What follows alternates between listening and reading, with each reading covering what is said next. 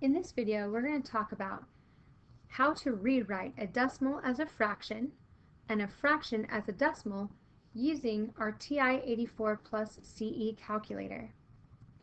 So let's go ahead and let's do this as we're working through some examples.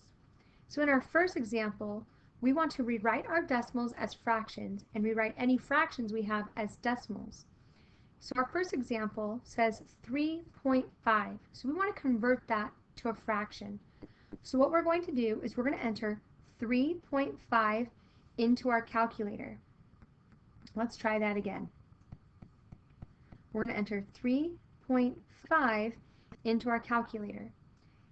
Then we're going to hit math, and then we're going to choose our our first option, which has a little arrow and the word fraction. So that means, do you want to convert this to a fraction? And we do. So we're going to hit enter, and we're going to hit enter again, that it's going to tell us that 3.5 is the same thing as 7 over 2. So let's write that down.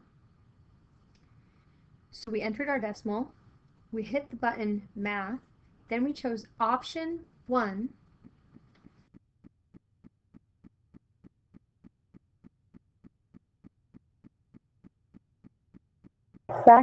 and then we hit enter to get our answer.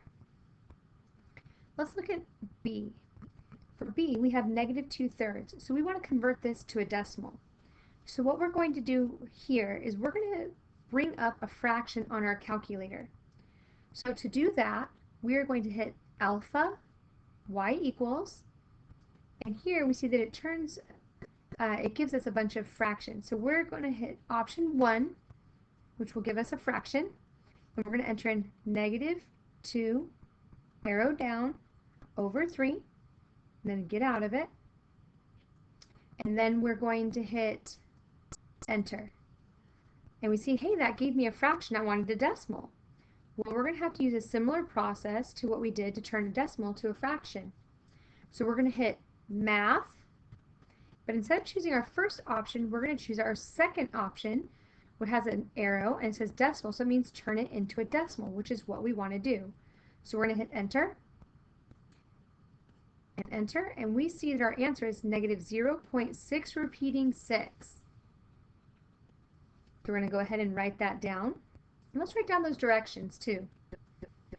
So first we're going to write down our directions for entering a fraction. We hit alpha and then y equals, and then we chose option number 1, and then we enter our fraction.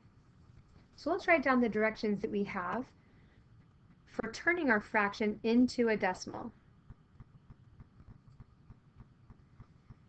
So here for our directions, we have enter our fraction, then hit math, choose option 2, which is our change it to a decimal, and then we hit enter.